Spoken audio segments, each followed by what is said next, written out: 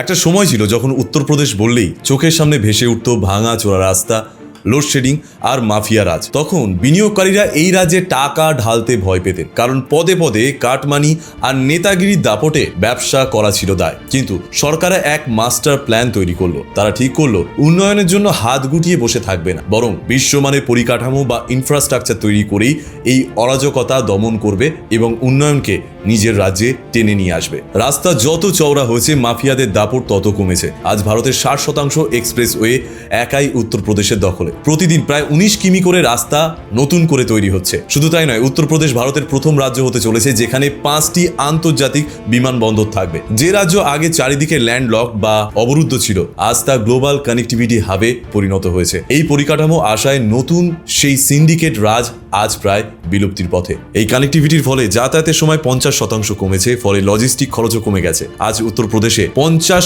লক্ষ কোটি টাকারও বেশি বিনিয়োগের প্রস্তাব আসছে, কারণ এখন আর কাউকে কাটমানি দেওয়ার প্রস্তাব পেতে হয় না। ভারতের 55% মোবাইল আজ এখানেই তৈরি হয়। শুধু কলকারখানা নয়, 2 কোটি বাড়িতে কলের জল এবং 80টির বেশি মেডিকেল কলেজ তৈরি হয়েছে। এদের ফর্মুলাও খুব সহজ। আগে বিশ্বমানের কানেক্টিভিটি বানাও, অর্থনীতি নিজে থেকেই পিছু নেবে। $1 ট্রিলিয়ন অর্থনীতির লক্ষ্যে উত্তরপ্রদেশ আজ শুধু নির্মাণে নয়, মানুষের মানসিকতাতেও বড় পরিবর্তন এনেছে। এ বিষয় নিয়ে আপনার কি মতামত তা কমেন্ট বক্সে অবশ্যই লিখে জানাবেন।